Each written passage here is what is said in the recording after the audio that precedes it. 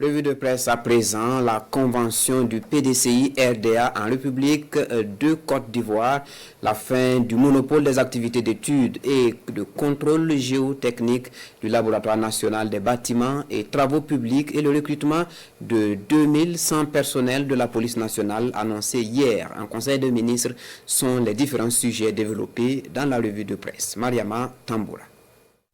Dans les colonnes des parutions, les grandes décisions du Conseil des ministres.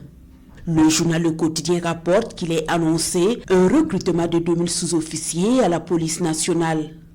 Le quotidien de préciser qu'il s'agit de 2000 sous-officiers, dont 50 de sexe féminin qui seront admis dans les rangs de la police nationale avec un quota réservé aux volontaires pour la défense de la patrie VDP, aux volontaires adjoints de sécurité VADS et aux femmes des forces de défense et de sécurité tombées au front. Parmi les rapports adoptés en Conseil de ministres, la fin du monopole pour le Laboratoire national des bâtiments et des travaux publics.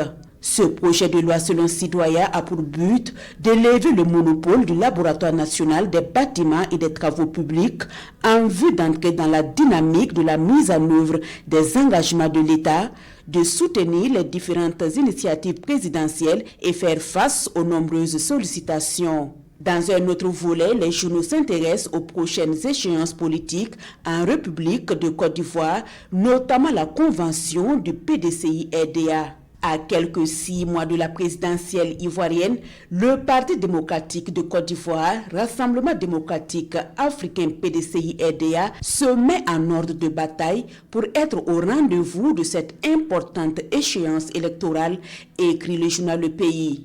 En effet, l'ancien parti unique du père de la nation ivoirienne vient de désigner son candidat et comme on pouvait s'y attendre, ce choix a été porté sur le président du parti, l'ancien banquier Tidjane Thiam, qui était le seul en lice pour ses primaires. Victoire de Tidjane Thiam aux primaires du PDCI-RDA, le plus dur est à venir, selon toujours le journal Le Pays. Une idée que partage l'observateur Palga. Thiam n'est pas sorti de l'auberge pour autant. Une chose est d'être élu par son parti, une autre est de pouvoir se dépêtrer des casseroles juridiques, judiciaires et politiques qu'il traîne. Comme on le voit, le hockey du parti se révèle très insuffisant.